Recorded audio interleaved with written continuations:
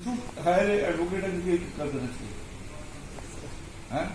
Sir इन्होंने 6 महीने पहले मुझे भी ऐसे किया ना, जो भारद्वाज से मिलके वो बताया ये कंसल्ट करनी है, फिर वो फोटो खींची। अब उसने मेरे से बड़े बड़े बोर्ड लगवाए हैं, दे शुड बी सेड कि आप उसका भी फोटो खींचो। कल मैं ये नवीन जी को बोला था, मैंने कहा पता है स्टेट टाइम्स वालों ने फिर मेरा वो दिया। हाँ, उन्होंने बोला ही नहीं सब, तो कह रहे शाम को दिखाना होगा। काफी कुछ लिखा है 23-22 की है 22 राइटोरियन कमोर।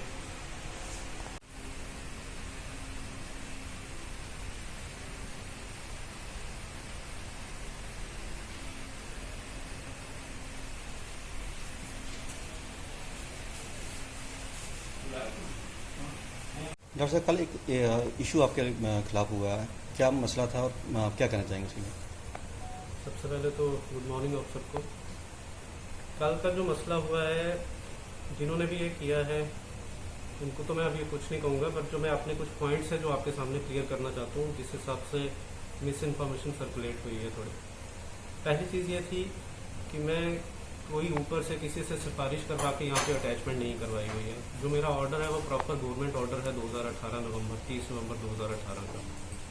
उसके तहत ही मेरी यहाँ पे अपॉइंटमेंट हुई है to take care of the nephrology department, क्योंकि उस टाइम पे कोई भी डॉक्टर यहाँ पे अवेलेबल नहीं थे, जो थे वो रिटायर हो रहे थे। दूसरी चीज़ जो बार बार उस चीज़ में बोला जा रहा है कि नेफ्रोलॉजिस्ट अवेलेबल नहीं होता है सुपर स्पेशलिटी में, डायलिसिस में, तो इस चीज़ को मैं क्लियर करना चाहूँगा यहाँ पे कि हमारा प्रॉपर ड्यूटी रोस्टर बनता है पूरे महीने का, उसकी कॉपी नीचे मेडिकल सुपरिटेंडेंट के पास भी रहती है, उसके अकॉर्डिंग हर दिन हमारी ड्यूटी अलॉट होती है।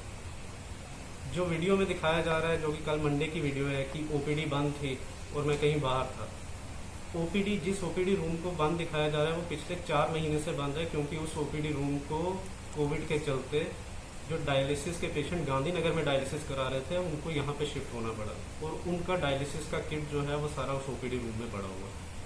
जो हमारी ओपीडी है वो उसके साथ वाले रूम में, जहाँ डॉक्टर राजू और मैं सेम ही रूम में ओपीडी करते हैं, उनका ओपीडी डे वेडनेसडे रहता है, मेरा ओपीडी डे फ्राइडे रहता है।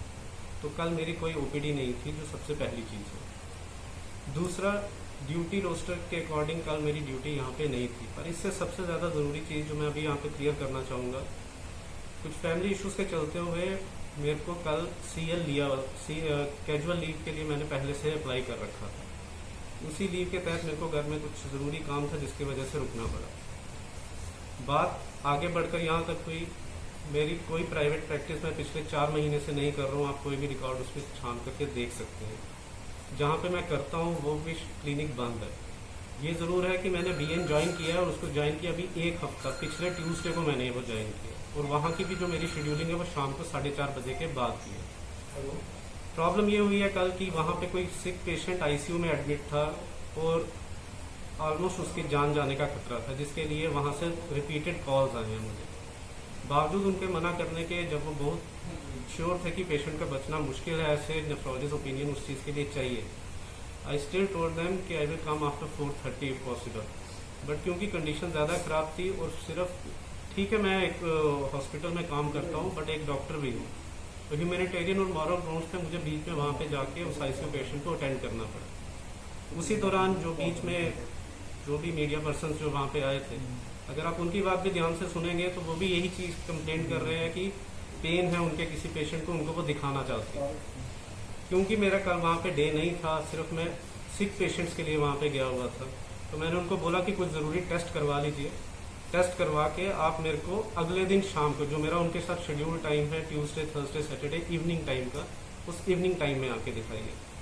उसके दोबारा पूछने में कि क्या सुपर में नहीं दिखा सकते, तो मैंने क्लियरली ये चीज़ बोली थी कि सुपर में फ्राइडे को OPD होती है, आप फ्राइडे को OPD में लेके आइए।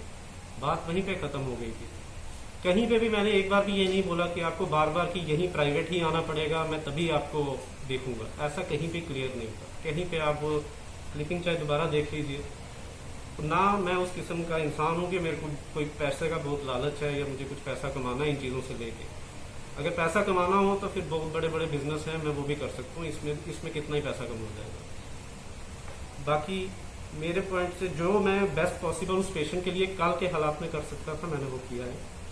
और वो भी इसलिए क्योंकि मैं कैजुअल लीव पे था। अगर मैं हॉस्पिटल में होता तो यहाँ का अगर आप रश अभी भी डायलिसिस में जाके देख लेंगे तो इतना रश है कि यहाँ से बोलो कि हम निकल के कहीं जा पाते हैं, वो चीज़ पॉसिबल ही नहीं। 2 मिनट में बात पता चल जाता है कि पेशेंट कभी भी एकदम से 3-3, 4-4 पेशेंट एक साथ बीमार एकदम सिक हो जाते हैं। नेफ्रोलॉजिस्ट की जरूरत उस दौरान पे रहती ही रहती है, यहाँ से कभी पॉसिबल नहीं है। सिर्फ कैजुअल लीव के चलते और पेशेंट की जान खतरे में थी, उस चीज़ के लिए मेरे को वहाँ पे जाना पड़ा। मेरी तरफ से यही है, बाकी जो भी अथॉरिटीज आगे डिसाइड करती हैं। मैं ये बाकी डिटेल तो अमन ने दे ही दी है। मैं बस सिर्फ एक पॉइंट ऐड करना चाहता हूँ कि जो as it was claimed it is a sting operation, it was not sting operation, it was a pre plan. पिछली वेडनेसडे को जब मैं ओपीडी चला रहा था एंड कोई मीडिया के बंदे आए थे और वो डॉक्टर अमन का जो लॉक्ड रूम है that has been converted into Pradhan Mantri national dialysis programme store जो गांधीनगर से शिफ्ट हुआ है, वहाँ उसकी वो वीडियो बना रहे थे। तो जब एनओ ने बोला उनको कि ओपीडी इस साइड चल रही है, आप प्लीज इस साइड दिखाइए, but they run away and I informed doctor Arun sir with medical superintendent कि यहाँ पे कोई मीडिया वाले आए हैं, वो जो बंद रूम लॉक रूम है उनको वीडियो बना रहे हैं। This is only to malign the hard working dedicated doctors जो 24 यहाँ पे अवेलेबल होते हैं एंड नथिंग एल्स। बाकी doctor Aman was not on duty, leave इन्होंने संडे को ही दी थी यहाँ पे and when I came Monday मैंने 10 बजे फॉरवर्ड कर दी नीचे मेडिकल सुपरिटेंडेंट के पास and forwarded for this processing to HOD medicine. सारे एपिसोड को लेकर क्या कहना चाहेंगे आप? कल आफ्टरनून में मुझे किसी का फोन आया था कि आपके किसी डॉक्टर का वीडियो वायरल हो रहा है, वो प्रैक्टिस बाहर कर रहा है।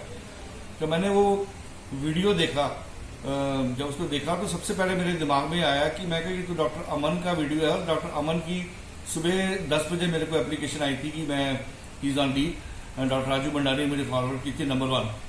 नंबर 2 जब मैंने वीडियो देखा तो मुझे पिछले हफ्ते का इंसिडेंस याद आया जब मुझे डॉक्टर राजू ने फोन किया था। उन्होंने कहा था कोई मीडिया वाला बंद ताले की फोटो खींच रहा है और मैंने कहा बहुत मीडिया वाले आते हैं, हो सकता है मेरे से आके पूछेगा और मैं उसके जवाब दूंगा। वो अमन के उस डोर की फोटो ले रहा था जो हमने प्रधानमंत्री डायलिसिस प्रोग्राम को कन्वर्ट किया रूम, उसको लॉक रखा हुआ है और ओपीडी दूसरे रूम में चलती है। जहां तक हमारे ये डायलिसिस यूनिट और नेफ्रोलॉजी की बात है, आप सब जानते हैं पिछले 4 महीने से जब से लॉकडाउन है, जम्मू में एक यही हमारा जो इंस्टीट्यूशन था, बाकी सब इंस्टीट्यूशन में डायलिसिस बंद थे। यहीं पे हमारे ये दोनों नेफ्रोलॉजी जो है उन्होंने दिन रात करके 24 घंटे ये डायलिसिस चलता रहा। जब बीच में 4-5 दिन के लिए बंद हुआ था तब भी हमारा स्टाफ बत्रा में जाके हमारा स्टाफ वहां पे डायलिसिस करता था अपने पेशेंट्स का। तो हमने कभी भी डायलिसिस को बंद नहीं होने दिया, कभी भी किसी पेशेंट को निगलेक्ट नहीं होने दिया। जहां तक हमारे 2 नेफ्रोलॉजिस्ट हैं, हेल्थ डिपार्टमेंट से हैं, डिप्यूटेड हैं, they are qualified enough, DNB nephrology की हुई है। और आज की डेट में कि जितने पेशेंट देख रहे हो, जितना डेथ रेट कम हुआ है डायलिसिस की वजह से, जो पहले डेथ होती थी वो जितना कम हुआ है, वो hats off to them. Femoral catheterisation और नेक लाइन और जो बाकी चीजें हैं जो पहले हम कैथ लैब में करते थे, आज की डेट में खुद ऑपरेशन थिएटर डायलिसिस में इन्होंने शुरू किया दोनों ने आने के बाद। तो मुझे किसी किस्म का डाउट नहीं है कि ये इनकी इमेज को मिलाइन करने के लिए, खराब करने के लिए ये स्टिंग ऑपरेशन जो है किया गया। आने वाले टाइम पे क्या कि आप कार्रवाई करने जा रहे हैं गलत न्यूज़ पे लेके? हाँ जी, जो खबर गलत चली है उसके लिए कोई कार्रवाई करने जा रहे हैं?